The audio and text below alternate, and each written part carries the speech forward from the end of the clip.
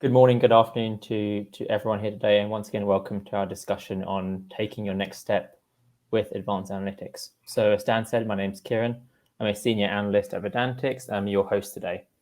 So for those who aren't aware, Vedantix are an independent market research and consulting firm, really specializing in researching and analyzing industrial tech, such as digital twins, AI analytics, data management platforms, net zero solutions, and asset management solutions.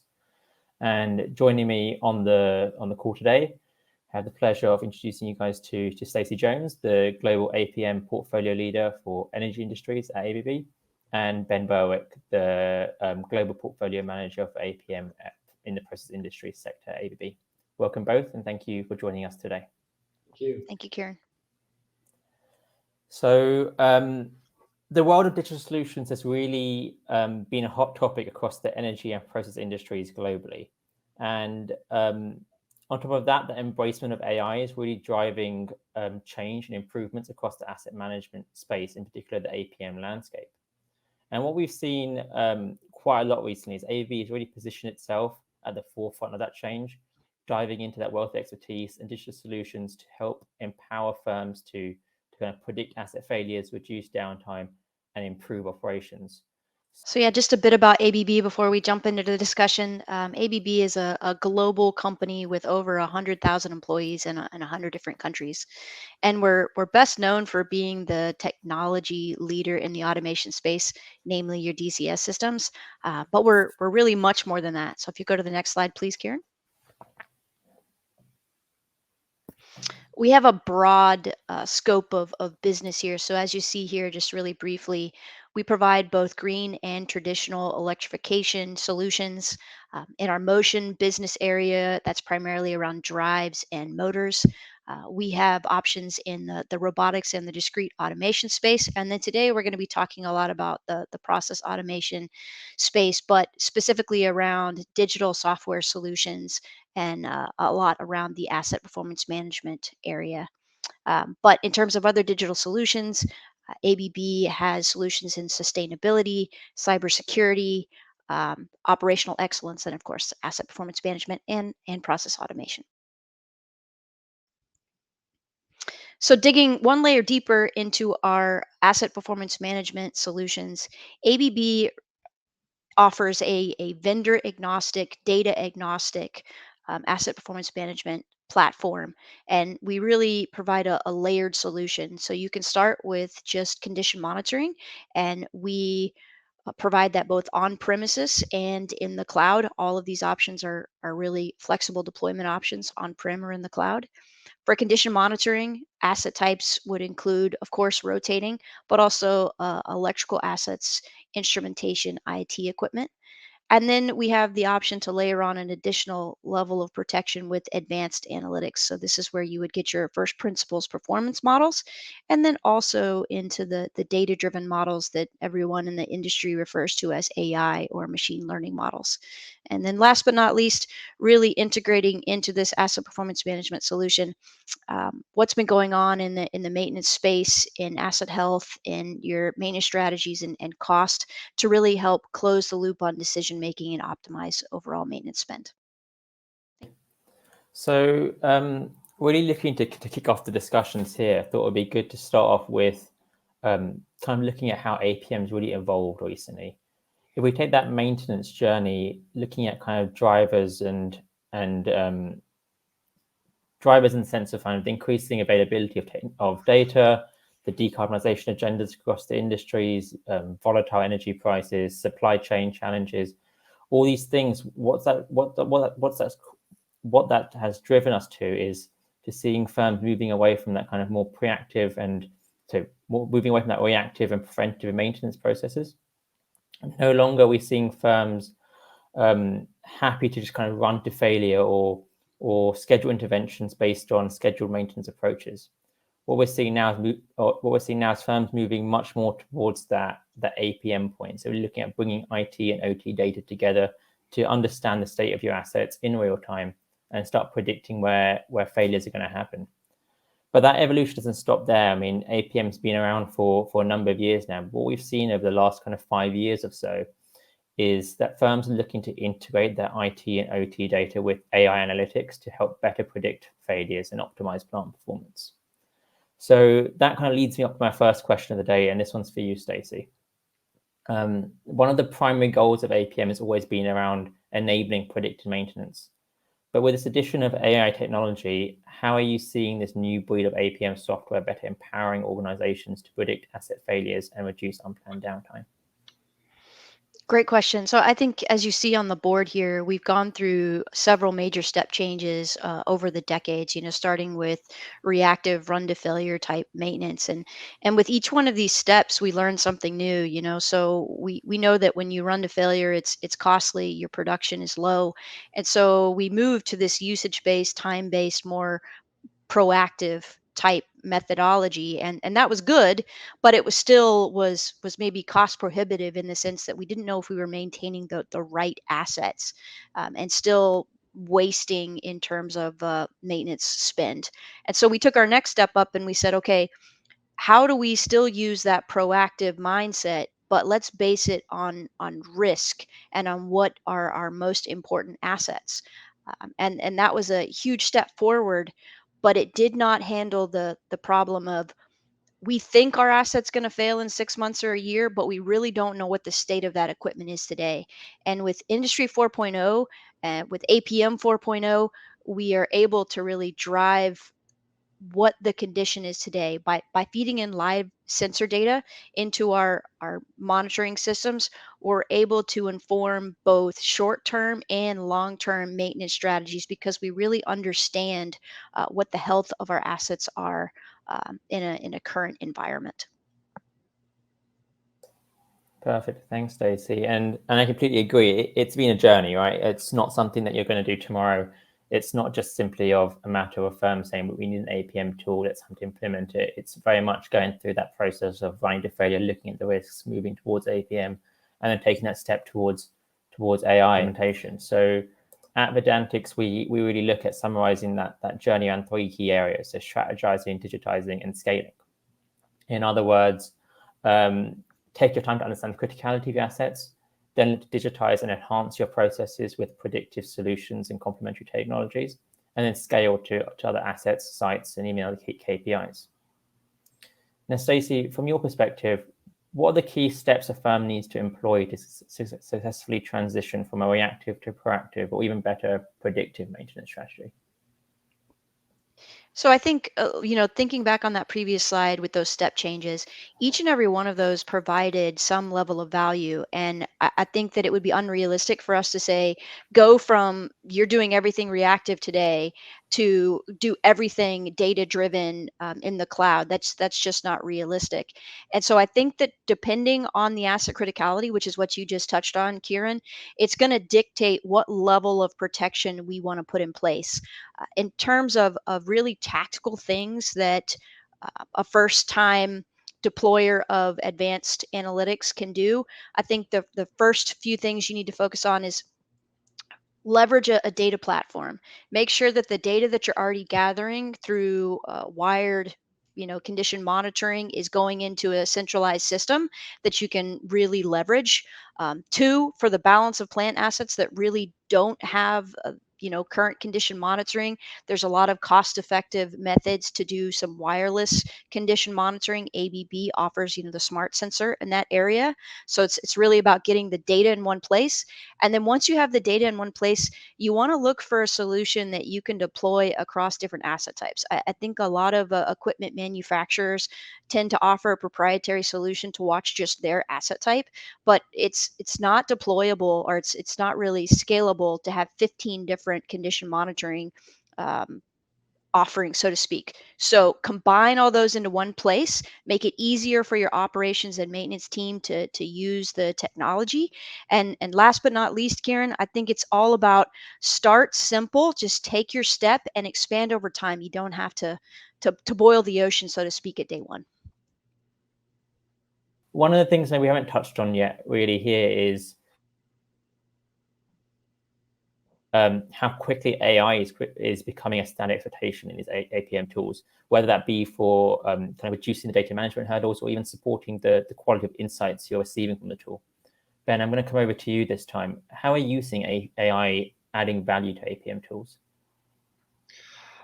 Well, it certainly helps address what I think are already well-established methods. I mean, what APM has more than a 30-year history, depending on how you classify it, from condition monitoring to asset protection systems, and where those traditional methods still apply. That is, using first principle models, for instance, for measuring the efficiency of a large energy consumer, a large piece of rotating equipment, or using vibration for determining the mechanical health of the asset.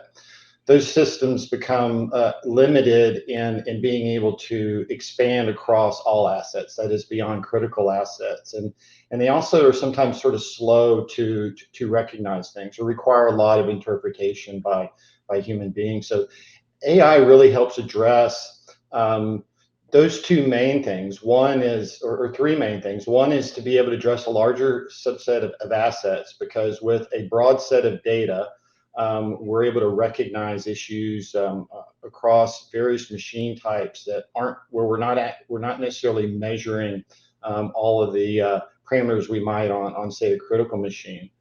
It also helps recognize deviations and anomalies sooner. While it's not as strong at being able to point to exactly what the problem may be, in combination of being able to identify things early while also leveraging, say, traditional methods of those mechanical health monitoring and first principle models, users are able to both recognize issues early, come to a conclusion on what the issue is, and also have a longer time frame from which, say, the operations can organize the corrective action they're going to take without disrupting operations. So from that standpoint, AI adds a level of visibility, a level of broadening the scope of assets that can be addressed in combination with traditional monitoring methods. Value. You mentioned quite a few different benefits just there. Mm-hmm. What do you think is the biggest driver, or the value generation area, and maybe talk to a bit around the kind of industries and regional differences there as well? Yeah, great question. I think from within the context of industries, I guess I'll start by answering the second part of that question in terms of where we're present. And we're present across industry segments. A large footprint within the oil and gas value stream, from the downstream refining and applying APM methods to increase the capacity of say a refinery. I think we're in a current situation, at least in North America, where refineries are sold out. That is at maximum capacity for producing distillates, that is diesel fuel and heating oils for the coming winter. APM helps maximize the capacity of the plant through maximizing the productivity of the machines, maximizing their uptime. On the upstream side of oil and gas, there is we have a large presence, for instance, in the North Sea, with offshore platforms monitoring a lot of ABB electrical equipment. We're sort of applying that OEM expertise on our electrical equipment, which facilitates remote monitoring from the European mainland. But we're also across other segments. A large footprint within Northern Europe with metals manufacturers, sort of globally, in pulp and paper, and a significant presence, especially in South America, with mining. And I think it's with that mining area, probably to some extent pulp and paper, and in general, the process industries, where the most benefit is being gained right now. And that's just coming from the standpoint of, say, oil and gas has been developing and digitizing and maturing their technologies for a number of decades, and probably mining has lagged the most in adopting these methods. So everybody's all segments are benefiting from it, but at the current time, it's the groups like say the miners and at the raw material levels, where the economics and the productivity and ease with which APM systems can be deployed, that now they're being adopted and they're getting the step change in their operational metrics. So at Vedantix, we kind of encourage buyers of software to work with vendors who understand their industry assets, offer solutions that are aligned with their needs, offer relevant training, have abilities to integrate with their existing technology stacks, support implementation and post-deployment, and really have a product roadmap aligned with their future goals. And with that, I would like to take a little segue to firstly introduce our third speaker of the day, Mr. Paparaju. Raju here is the Chief Information Security Officer at ONGC and is a user of the ABB APM solution. Raju, I want to come over to you now just to talk a little bit around your experience on APM. Starting off with, why did ONGC decide to implement an AI-driven APM solution? Looking at the scope of all of the assets that ONGC manages, I think one of the biggest challenges that they were seeing is that they can't have people in all of those places. And so they were really looking to leverage a remote monitoring solution to really help increase operations, but also improve safety and gain more coverage across their very large distributed fleet is why they decided to look for an APM solution. On his particular situation here, I just wanted to kind of tell you the scope of what he's dealing with, because I think that many of our customers are challenged in the same way. But he's a government-owned entity, but I mean, he's dealing with 162 onshore production installations, 268 offshore, 69 drilling, and 54 workover rigs, and almost 26,000 kilometers of pipeline that he's having to monitor. And, this is a daunting task. But again, I think going back to the question of picking the right provider, what they did here, and I really support their process, was start small and pilot it. So, for example, uh, they selected a desalter plant, and they selected a subset of equipment, some pumps, some motors, uh, and also did some wired monitoring as well as some wireless sensor monitoring. And they did a great sampling so that they could really try it out, figure out what works well, and then once you have positive outcomes there, you can continue to scale across that larger ecosystem. Basically, there's a management principle. What cannot be monitored cannot be measured, and what cannot be measured cannot be improved. So one of the critical devices, all the critical devices for condition monitoring, we have online vibration monitoring systems. Major is Bentley Nevada, or other vendors are also there. But then when we do the critical equipment monitoring, there are many equipment. Definition of critical is there is imbalance in that. Like a compressed turbine is there. The lube oil doesn't have online condition monitoring equipment. So we don't normally monitor. So lube oil pump is monitored by a portable machine. It doesn't have online equipment. The critical equipment as the turbine part, it comes in. Only the accelerometer, velocity, generator, or turbine, or the load comes into picture. Similarly, if there is any oil and gas plant, the pneumatic portion is the most critical important. If there is a pneumatic air compressor, the cooling water pump doesn't have the condition monitoring equipment. So these are very critical equipment. Like this, in mid-frame engines, there are many huge number of equipment which are not monitored. Typically, in an oil and gas platform, the utility water is of very high importance. If there are 200 people on board, if the normal water pump, the portable water pump or utility water pump doesn't run properly, or if it is not maintained properly, then we have a huge issues, because where do the people get water from? So there is a lot of scope for enhancing performance management and for enhancing the coverage of the critical equipment. Normally, when a plant comes up, or when a new plant comes up, or a greenfield or a brownfield, the critical equipment is taken only from the process viewpoint, not from the application viewpoint.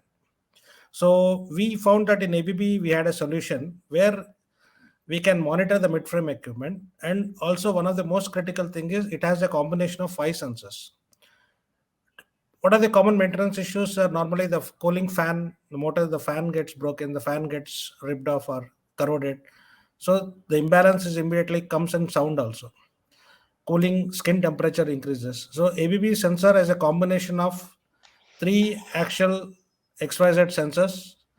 Number one. Number two, it has a temperature sensor where we can monitor the skin temperature. It has a sound sensor where I can measure the cavitation. So if the pump is running on a cavitation or the liquid flow is not proper, I can immediately get an alert on that. So this interested us. It is because, and it was the footprint is very small, and it doesn't need a shutdown to install the equipment.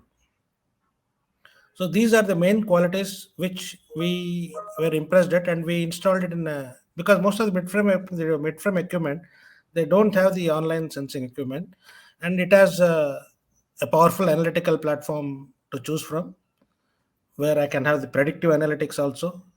So it gives me a sudden quantum jump in the performance monitoring capability.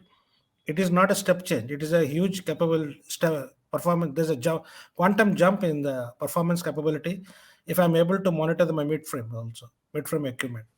So this attracted me, and we had a successful conceptual understanding, and then we implemented it for about 6 months. The performance was excellent. Ben, maybe I can ask you just one question on this slide while we're on the topic. Any advice you would give to firms looking to embark on this journey of kind of predictive maintenance APM, things to kind of look out for, or kind of what's the best way to select a solution partner? Yeah, it's a great question, and frankly, we've been learning as an industry for probably at least the past 6 years.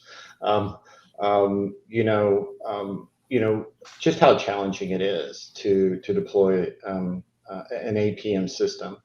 What are foundational are access to data. I think my colleague Stacy mentioned that earlier. Having a platform and the access to the data, being able to federate that data. Having a level of expertise within particularly the automation system. I don't just say that because we're an automation company where we see the most success, to be most forthright in deploying APM systems is across other automation solution providers, because it's providing that access to data. It's also bringing the experience of individuals who deployed that system. They understand the machinery already. There's a great deal of information that's involved with configuring these systems sometimes, even where we're able to deploy standard models.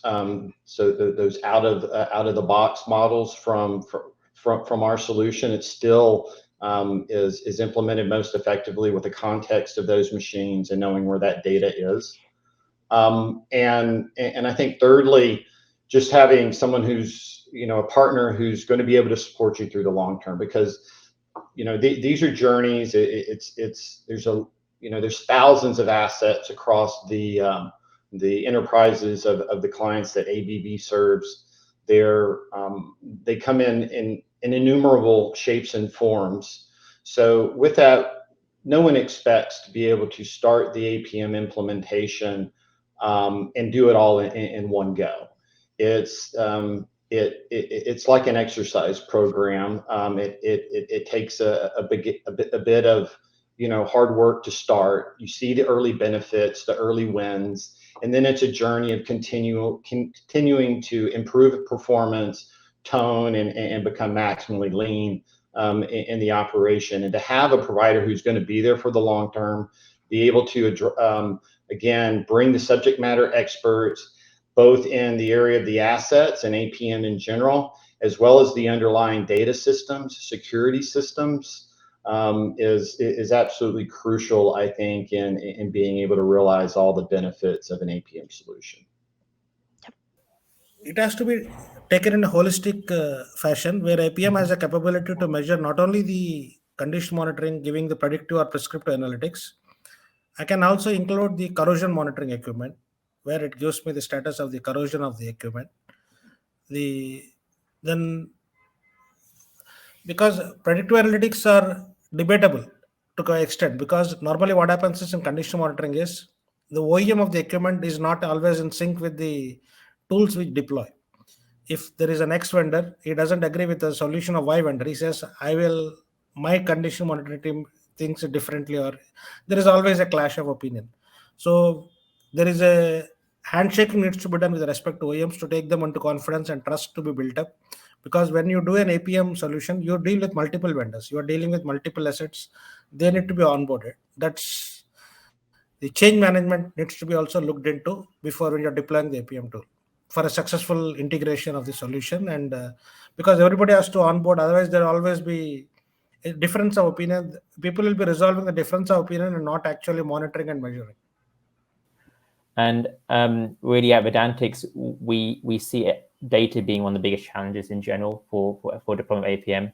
If you don't have a solid data management tool, a tool in place to kind of bring in all the kind of time series data, sensor data, any sort of data you have into some sort of single source of truth, contextualize that data and have it available for your analytics, you're at risk of not getting the value you potentially could receive. But that's just one of many challenges you could have from looking at APM tools. Stacey, coming back to you, what do you see being the kind of the biggest challenge regarding APM? I agree. I mean, I think in the past, lack of data was a big issue. Obviously, I think we've solved that now. I think honestly now it's overwhelming amounts of data, and I liked your suggestion here, Kieran. But I think in addition to data, I would say that it's our ability to deploy this quickly and easily sustain it. As an APM vendor, I think that we really need to be focused on those two aspects, because in order for this solution set to be scalable and sustainable, we've got to make it easy to use and easy to keep up to date, so to speak. In addition, I also think that people and processes are potentially a barrier.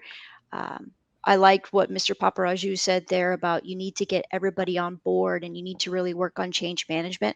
I really do think that that's critical, because even the best software solutions, sensors, whatever it is, if you don't get the key stakeholders involved, on board, and bought into changing the way that they do day-to-day business, then whatever it is going to fall flat on its face. So great areas of focus. Mm-hmm. How do you see, or how's ABB, or even more generally speaking, the kind of industry itself, how is that ROI of APM being measured? How is that value being proven?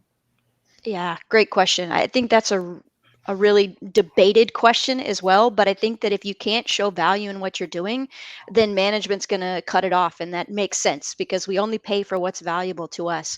So I guess my key takeaway here, my key suggestion to customers starting this journey is don't get stuck in how you want to measure a potential shutdown, but just put in the effort of creating the process. So for example, if you get an alert that something is degrading over time, and you decide at your next planned downtime to go ahead and go in and intervene and do some maintenance on that piece of equipment, then as part of that change management process, you need to go through the effort of saying that was worth X value.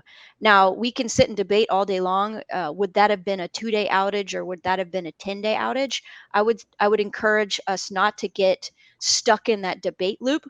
Let's figure out a good conservative assumption, even if it's a 2 or a 3-day outage, and let's log that, and let's keep a cumulative value stream calculating in the background, so that at the end of the year, or at the end of the 5 years, when you have to justify to management that this is a tool that's really making your day in the life easier, that there's significant value behind it. I've seen a lot of companies just skip this step because they say, okay, well, we didn't actually have the outage, so we don't need to catalog it. And what ends up happening is again, the organization isn't bought in because they don't understand what the value of the solution is.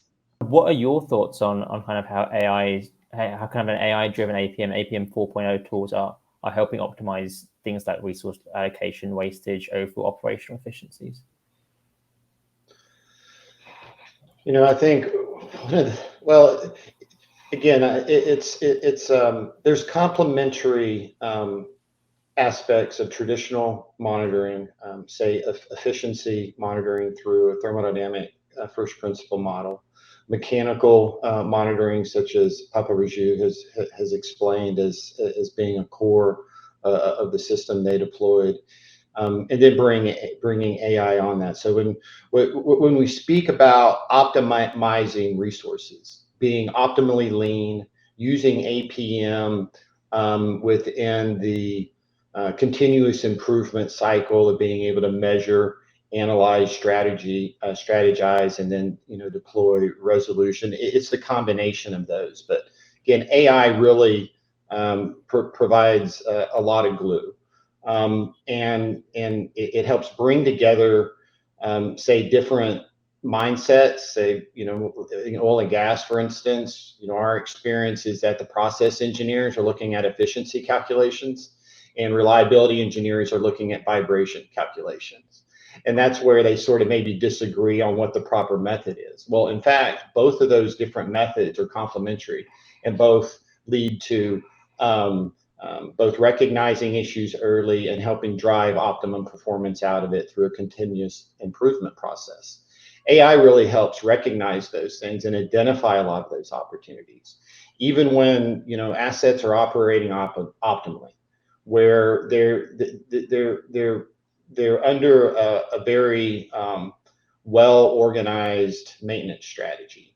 Even when they're acting optimally, AI has, I guess, as an example, has presented a lot of situations where the operation didn't realize how their people were operating the equipment. So for instance, one example is an offshore platform. Again, it's moving, billions of cubic feet per year of natural gas to mainland, or it's pumping a lot of seawater back into a reservoir. I think probably the pump example is the best one, where with the models and the AI, one customer recognized that their machines were acting optimally, but what they didn't realize was that their operators like to use some inefficient methods to control the flow. They would turn a choke valve, for instance, to reduce the flow, as opposed to control the ABB variable frequency drive, or variable speed motor system for controlling that flow. It had a huge impact on both the longevity of the machine, and certainly what they were able to see directly and in real time was the cost, the energy cost to it. So there's just tons of examples of things that we see from the AI being applied on top of these traditional methods, that both recognize where a better maintenance strategy is required, but also on the flip side, where good maintenance exists and machines are already operating at peak efficiency, the operation and the methods on which the machine is controlled may not have been intended. So there's just a number of ways where that overall optimizes the resources of the business, whether it's human, whether it's energy, whether it's the capital investment in that equipment itself. So at Vedantix, what we're seeing is that vendors in the space, players acting in the space, are really looking at investing AI technology to support the enhancement of APM platforms and the kind of corresponding solutions. In terms of kind of practical investments and what to expect, we're looking at kind of both organic and inorganic developments. We're really looking at things like improving data management, having better connected worker solutions, improving visualizations, improving that self-service capabilities. So kind of having more kind of analytics for engineers, drag and drop environments, and a big focus on that kind of net zero agenda. We know net zero is a huge part of the market right now. How APM tools can be used to support that. There's emission monitoring, emission reduction activities is definitely a big focus around the market. And as we start bringing all these together, getting more and more advanced analytics with the AI side coming into play, we're looking at this kind of more holistic digital twin solutions that are moving not just through operations, but maintenance, control, processes, people, etc. Kind of that single source of digital visualization. All right. Thank you, Kieran. Great job moderating, and thank you, Stacey, Ben, Raju, for your comments and insights. So whilst you have been busy having the conversation, there have been some questions from the audience. So bear with me for a second, and we can take a few. All right. So first question from Dan Svensson. And this isn't directed at anyone in particular, by the way, so feel free to chime in. From an asset management point of view, when will Genix be released, including instrumentation? So the instrumentation piece, well, Genix is available today. The instrumentation piece is actually in testing now. So I would expect that having rotating electrical instrumentation, IT equipment, all of that in one spot starting in Q1 of next year. Okay. The next question from the audience. What are the main barriers to adoption of APM solutions and how are you addressing them? So I would say it kind of goes back to the question that you asked me there during the discussion, Kieran. I feel like the main barriers are around how hard it is to deploy these asset performance management solutions. And I think the way that ABB is trying to address that is through templatizing, meaning we want to do as much of the work up front and in the solution as possible. So what that means is that if it's a first principles model, or if it's a number of standard sensors that usually you monitor on a piece of equipment, or even if it's some data driven predictive models, we want to package as much of that together as possible in a template so that it's easy to deploy and maintain. In addition, we've got some functionality in our software that allows you to monitor the health of specific models that have been deployed. So again, trying to help with the quick deployment and sustainability of the solution. But in general, I would say that the industry as a whole, asset performance management, has a long way to go because this is a new area, and we need to keep driving towards making it as easy as using our cell phones and talking to Siri or Alexa or whatever it is. So I think that's the next gen. All right, cool. Thank you, Stacey. Before I move on, Raju, I mean, I don't know, as a user of the technology and some of the ABB solutions, do you want to add anything to this one in terms of, were there barriers to adoption with your organization? Yeah. Initially? Some of the barriers are it is not particular to my organization, but it's specifically oil and gas industry. Let's say I think IoT is the future, it has been mentioned. But IoT doesn't have any security standards as of date. IoT protocol is MQTT, which is designed in 1964 for satellite communication. So with IoT, what I'm doing is I'm in charge of cybersecurity also. From that perspective, it is a big challenge to deploy IoT from a cybersecurity perspective because I'm breaking the perimeter of this company. With IoT, the organization doesn't have perimeter, and I'm getting right up to the operation technology. So there is no question of integration of OT and IT or convergence. I'm breaking the barriers, so there is no perimeter. So I'm directly accessing the operational technology. The main challenge is how to safely export. There is no reliable model as of date, and even I cannot apply a data diode in IoT because I need to do a patch update.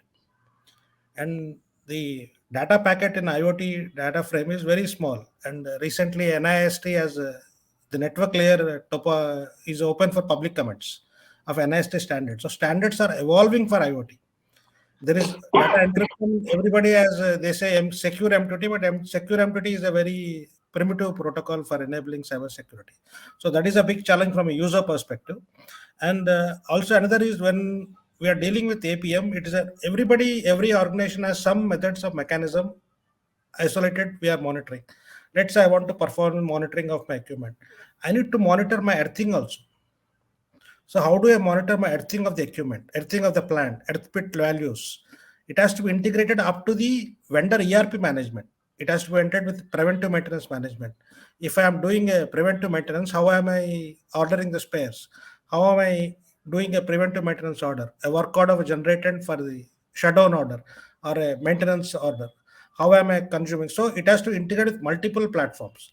So what we basically any vendor when it comes with APM solution is for customers, it is a challenge because we have some legacy systems. If they are about to be replaced, fine, we can think it holistically. But if they have still life in them, then it becomes a challenge to take a call to replace a working system with another system.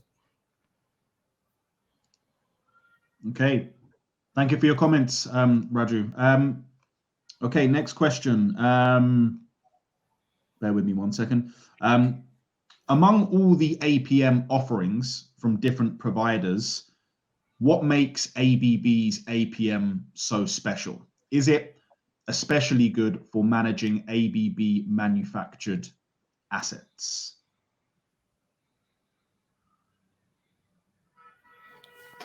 Tip. Yeah, I can add a little bit to that. I mean, I think, as I stated before, there's a lot of advantages going with an automation company, regardless. But certainly, at least in my experience, there are a lot of providers for the end equipment connected to the process.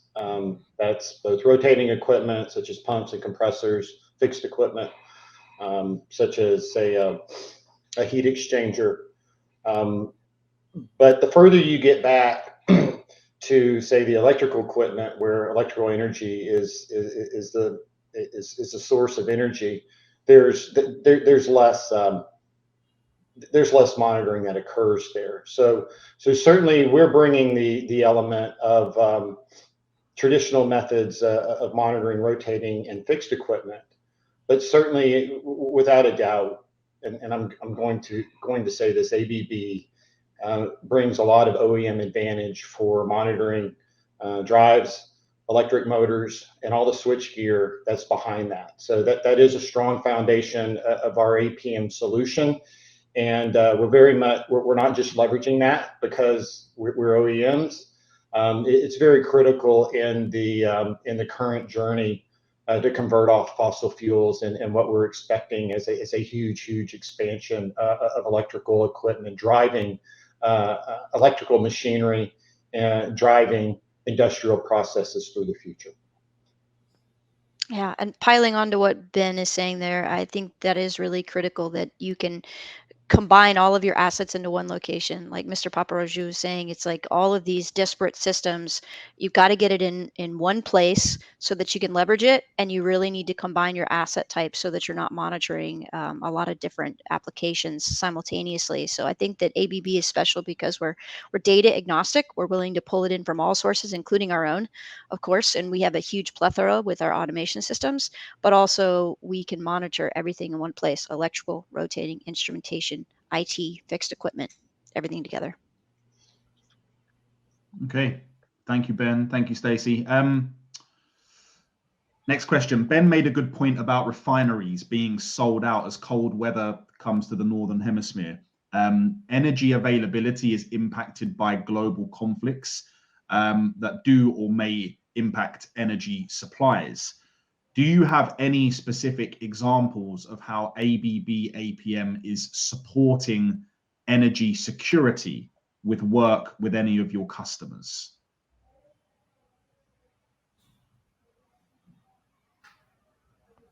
And I guess this is going to be for either you, Ben, or Stacey. Yeah, I was going to say, I'll let Ben pile on if you have anything. If not, I'll talk. I guess we're going to play hot potato. I was going to leave it for the energy business to speak to. Look, it comes down to, and again, this is more in applying traditional first principles, and where where a lot of ABB clients see the first wins and the break even in an APM solution is first just identifying where energy usage is wasted. It seems pretty simple. It is, because it's been done so long, but it's just surprising again how much of our industrial customers anyway, and especially the process industry segments that that I primarily serve, just don't know how much energy they're wasting.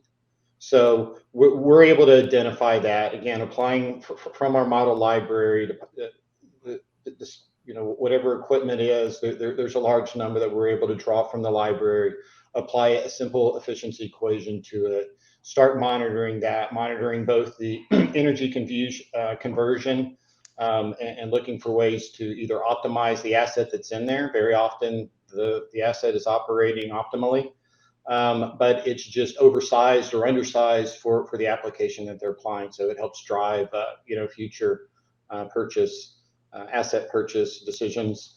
And then, as I spoke earlier, recognizing where operation procedures aren't in line with conserving energy. Historically, we've conserved energy just for the bottom line. Of course, that's still important now for getting break even on an investment like this. But obviously, it also drives reductions in greenhouse gas emissions. And in general, at a very fundamental level, if a country, for instance, is employing their own sort of boundaries of energy security, conserving that energy helps them address what might be a more complicated political matter as the decades go forward for them. At the end of the day, efficiency always wins, whether it's in nature or whether it's in industry. And I guess the question for me was, it was a bit confusing because I feel like it could be interpreted two different ways. I think one is, how does APM help optimize energy, which I think is what Ben was just speaking to. In addition to our APM applications, we also have an entire suite of sustainability applications, which is really about energy optimization, and bringing APM and these sustainability solutions together, I think is a huge differentiator that we can do. But then in addition, as I mentioned the very first slide, we also have a cybersecurity suite. So I think taking the second part or second interpretation of that question, all of our applications are backed with our own cybersecurity monitoring. And I think that between optimizing asset performance, optimizing energy consumption, and making sure that we're protected across the board, I think that that's a really good trifecta, along with operational excellence, which is where our OpEx solutions come in as well. And so ABB really provides the whole package of digital solutions. Okay, thank you. Next question: can APM help asset reliability and achieve energy optimization and efficiency goals? I think that's very similar to what we were just talking about. So within the APM suite, in terms of reliability and maintenance strategies, yes, we have all of the historic information about what your mean time to failures, mean time to repairs are, which assets potentially have required the most attention in the past, and which ones have been the most costly. We combine all of that to help you really optimize your overall maintenance strategy.